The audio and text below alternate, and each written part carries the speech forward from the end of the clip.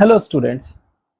आज के इस वीडियो में हम एक बहुत ही इम्पोर्टेंट और एसेंशियल एक टॉपिक कवर करेंगे जो है एडी करंट्स। तो चलिए स्टार्ट करते हैं एडी करंट्स। तो एडी करंट्स है क्या? तो हम ऑलरेडी इलेक्ट्रोमैग्नेटिज्म के बारे में 10th क्लास में पढ़ चुके हैं। तो वो टॉपिक का थोड़ा सा का अगर हम आगे बढ़ेंगे तो वो है एडी करंट। जैसे कि ना हम 10th क्लास में पढ़ चुके थे कि जो कॉइल होती है कॉपर का वायर को अगर हम ऐसे रिंग्स बनाएंगे स्प्रिंग के जैसे, तो ये होगा हमारा कॉइल। तो जब एसी करंट इसमें से पास होता है, जब एसी करंट ये वायरों में से पास होता है, तो इसके आजू बाजू एक इलेक्ट्रोमैग्नेटिक फील्ड बन जाती है। इसके अतराफ में एक मैग्नेटिक पावर आ जाता है। तो अगर हम ये मैग्नेटिक फील्ड में कोई मेटल या मेटालिक सब्सटेंस रखते हैं, तो ये मेटालिक सब्सटेंस में इलेक्ट्रिक करंट जनरेट हो जाता है। तो ये जो करंट है इसे हम कहते हैं एडी करंट्स। Eddy currents. तो चलिए हम इसका डेफिनेशन देखते हैं। एडी करंट्स और Foucault currents, the induced circulating currents produced in itself. तो इंड्यूस्ड का मतलब है उसके अंदर आ जाना। जो भी मेटल है उसके अंदर ना करंट आ जाता है। वो किस वजह से? Due to a change in magnetic flux. Magnetic flux के बदलाव की वजह से। Linked with the conductor are called eddy currents. जो भी हम कॉपर वायर ले रहे हैं, वो कॉपर वायर के अंदर करंट पास होने की वजह से उसके अतराफ में मैग्नेटिक फील्ड आ जा रहा, वो मैग्नेटिक फील्ड बदलते रहता, उसकी वजह से जो भी उसके एरिया में आता है मेटल, उसके अंदर करंट जनरेट हो जाता है। उसे हम कहते हैं eddy current. Due to eddy currents the energy is dissipated in the form of heat energy. Eddy current की वजह से जो एनर्जी होती है वो एनर्जी रिलीज हो जाती है हीट एनर्जी के फॉर्म में।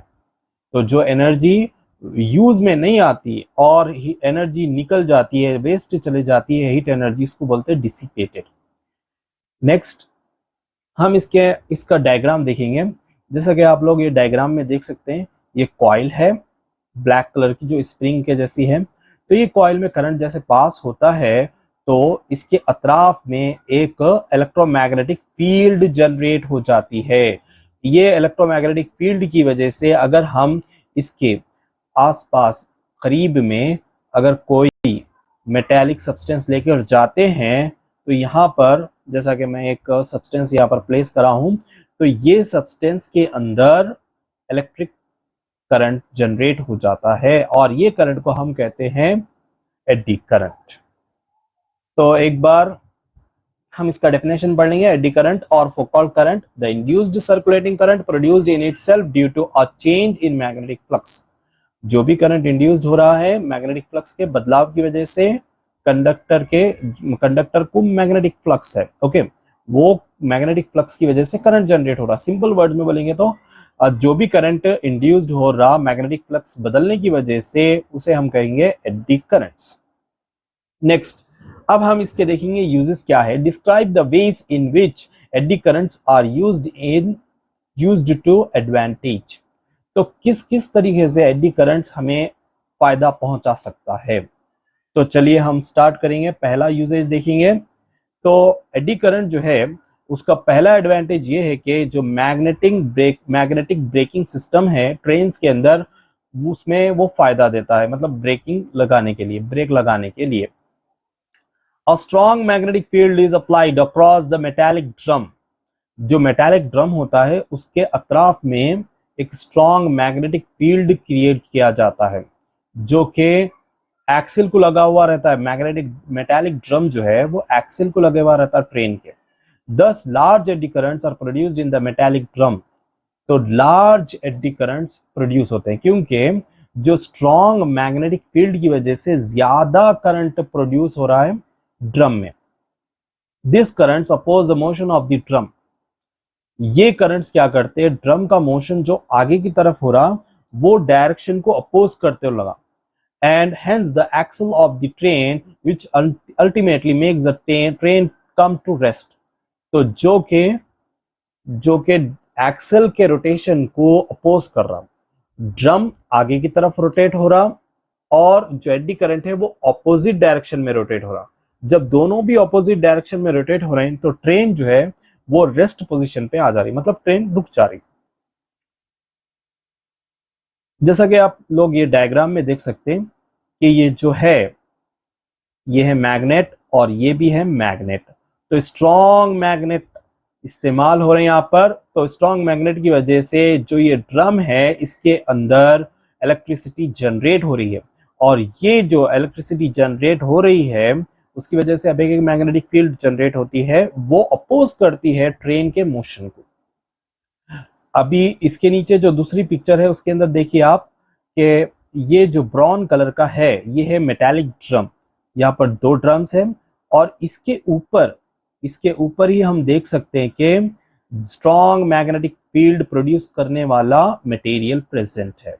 तो जब ब्रेक लगाना है तो ये substance strong magnetic field create करता है। वो स्ट्रॉन्ग मैग्नेटिक फील्ड की वजह से ये जो मेटालिक ड्रम है उसके अंदर इलेक्ट्रिसिटी इंड्यूस्ड होती है, जिसको हम एडी करंट बोलते हैं, और वो अपोजिट डायरेक्शन में क्रिएट होता है, जिसकी वजह से ट्रेन रुक जाती है। ये था हमारा फर्स्ट यूजेज। अब हम देखेंगे नेक्स्ट यूजेज क्या है। नेक्स्ट यूजेज है induction motor. Eddy currents are used to rotate the short circuited rotor. Eddy currents की मदद से हम रोटेट कर सकते हैं। किसे रोटेट करते हैं? रोटर को। तो रोटर को, इंडक्शन मोटर के रोटर को। यहाँ पर थोड़ा सा का एक्स्ट्रा है शॉर्ट सर्किटेड, क्योंकि वो शॉर्ट सर्किट करने पर ही वो रोटर स्टार्ट होता है, मतलब रोटेट करना स्टार्ट होता है। तो एडी करंट्स की मदद से हम रोटेट कर सकते हैं रोटर को इंडक्शन मोटर के अंदर। हमारे घर में जो सीलिंग फैंस होते हैं या पानी भरने की मोटर होती है तो वो भी एक इंडक्शन मोटर है। तो सीलिंग फैंस के अंदर सीलिंग फैन ये भी एक इंडक्शन मोटर है विच run on single phase alternating current, जो कि सिंगल फेज इलेक्ट्रिक करंट पर चलता है। अब हम ये देखेंगे, ये जो पिक्चर है इसके अंदर ये है रोटर। रोटर का मतलब है ये रोटेट होने वाला है, और ये जो है ये है स्टैटर। ये जो स्टैटर है ये रेस्ट पोजीशन पर रहने वाला है, मतलब ये रोटेट होने वाला नहीं है। तो ये क्या करेगा? मैग्नेटिक फील्ड क्रिएट करेगा। और ये जो रोटर है ये फैन का जो केस होता है उसमें ये फिक्स्ड रहता। तो ये फिक्स्ड रहने की वजह से ये केस के साथ गोल फिरता है, और ये जो है वो फिक्स्ड पोजीशन पे रहता है। जैसा कि आप अगली पिक्चर में देख सकते हैं, ये रोटेट होने वाला नहीं है, और ये रोटेट होने वाला रोटर है। यहाँ पर बीच में देख सकते हैं आप बियरिंग्स भी है। तो ये केस के साथ रोटेट होने वाला है, जिसको केसिंग भी कहा जाता है। नेक्स्ट थर्ड यूजेज देखेंगे हम, इलेक्ट्रोमैग्नेटिक डैम्पिंग। इलेक्ट्रोमैग्नेटिक डैम्पिंग में होता क्या है बोले तो हम यहाँ पर जो एग्जाम्पल लेने वाले हैं वो गैल्वानोमीटर। तो गैल्वानोमीटर में क्या होता है, एक फिक्स्ड कोर रहता, मतलब एक नॉन मैग्नेटिक मेटालिक मटेरियल होता है जो कि एक जगह पर फिक्स्ड होता है। तो जैसे ही कॉइल ऑसिलेट होती है, when the coil oscillates the eddy current generated. तो कॉइल ऑसिलेट होने की वजह से एडी करंट जनरेट होता है कोर में, जो कि अपोज करता है मोशन को कॉइल के मोशन को, और वो रेस्ट पे आ जाता है क्विकली। जैसा कि मैं यहाँ पर एक ड्राइंग करके बताऊंगा। ये एक कॉइल है, ओके। ये कॉइल रोटेट हो रही है, और एक जो सब्सटेंस है यहाँ पर, ये नॉन मैग्नेटिक सब्सटेंस है यहाँ पर लगा हुआ। तो जब ये कॉइल रोटेट होती है तो ये नॉन मैग्नेटिक सब्सटेंस के अंदर इलेक्ट्रिसिटी जनरेट होती है, एडी करंट जनरेट होता है, जो कि अपोज करता है ये कॉइल के मूवमेंट को। तो ये जो नॉन मैग्नेटिक सब्सटेंस है वो अपोजिट डायरेक्शन में, तो इसी वजह से ये कॉइल क्या होती है, स्टॉप हो जाती है, रेस्ट पोजीशन पे आ जाती है। जैसा कि यहाँ पर डायग्राम में या पिक्चर में देख सकते हैं आप ये जो बीच में है ये कॉइल है, ये कॉइल रोटेट होती है और ये जो है सब्सटेंस, ये सब्सटेंस मैग्नेटाइज्ड हो जाता है, मतलब इलेक्ट्रिसिटी इसके अंदर जनरेट हो जाती है और अपोजिट डायरेक्शन को अपोज करती है। ओके, नेक्स्ट फोर्थ है इंडक्शन फर्नेस।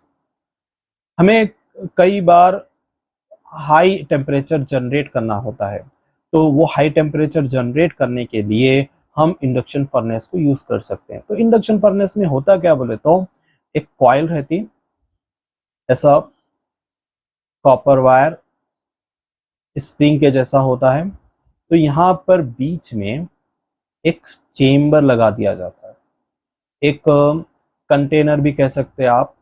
तो वो जो है वो मेल्ट नहीं होता है, जैसा कि वो मट्टी से या सीमेंट से बना हुआ होता है। तो अगर हम जो भी सब्सटेंस को मेल्ट करना चाहते हैं वो सब्सटेंस को हम यहाँ पर बीच में डाल देते हैं, जैसा कि एक या दो एलिमेंट या दो से ज्यादा एलिमेंट्स के पार्टिकल्स को हम इसके अंदर डाल देते हैं।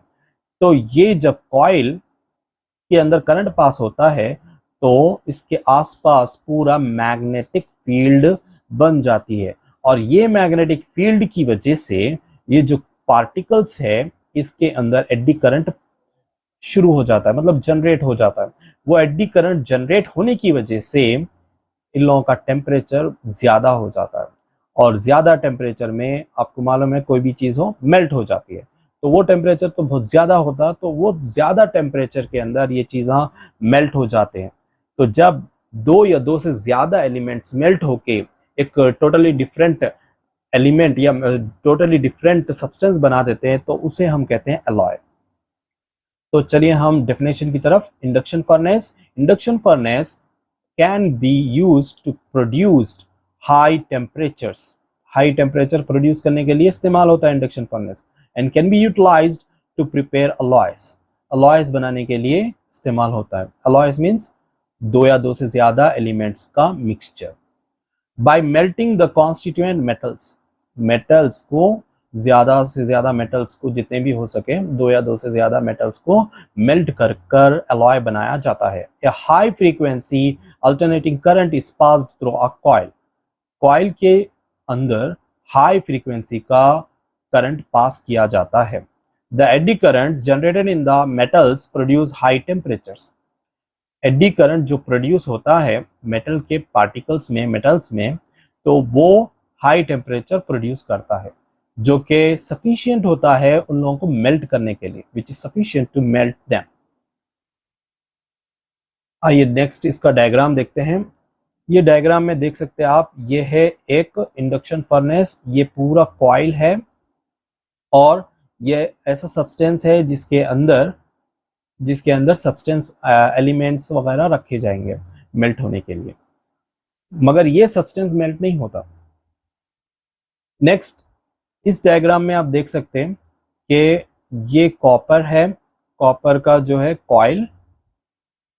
तो ये कॉइल में जब इलेक्ट्रिसिटी पास होती है तो यहाँ पर बीच में सेंटर में जो है सो अलग अलग कॉन्स्टिट्यूएंट एलिमेंट्स के पार्टिकल्स है या कॉन्स्टिट्यूएंट एलिमेंट्स है। तो ये एलिमेंट क्या होते हैं, इन लोगों के अंदर एडी करंट जनरेट होता है और हाई टेम्परेचर होता है। वो हाई टेम्परेचर की वजह से ये रेड होकर मेल्ट हो जाते हैं। नेक्स्ट है analog energy meter. Analog energy meter, ये आप लोगों को मालूम होगा, पुराने ज़माने में हमारे पास मीटर हुआ करते थे, उसके अंदर एक गोल गोल डिस्क होती थी, वो डिस्क जो है सो रोटेट होती थी पहले। The concept of eddy current is used in energy meters to record electricity consumption. जो एडी करंट का कॉन्सेप्ट है ये एनर्जी कंजम्पशन भी मालूम करने के लिए यूज हो रहा है। अभी तो हम देखें ब्रेकिंग सिस्टम वगैरह वगैरह, लेकिन ये एक घर में कितनी इलेक्ट्रिसिटी यूज हो रही है वो भी मालूम करने के लिए एडी करंट का यूज हो रहा है। The aluminium disc used in this meters gets induced due to varying magnetic field.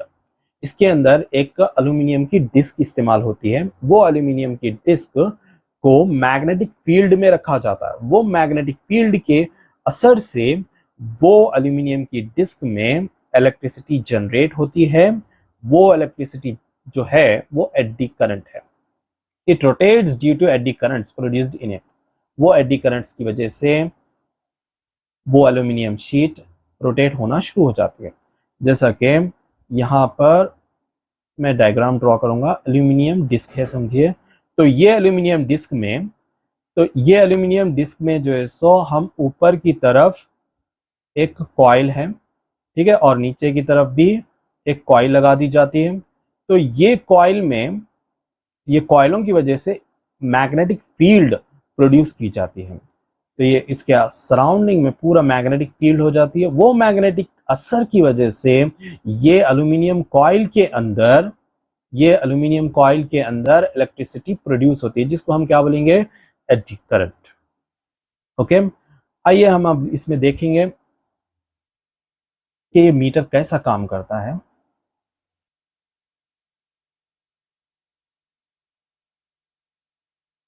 ये ऐसा रोटेट होता है ये मीटर।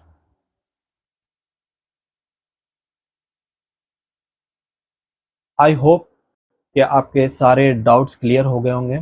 अगर वीडियो आपको पसंद आया तो प्लीज़ लाइक करिए, ज़्यादा से ज़्यादा शेयर करिए और सब्सक्राइब करिए। Thank you very much.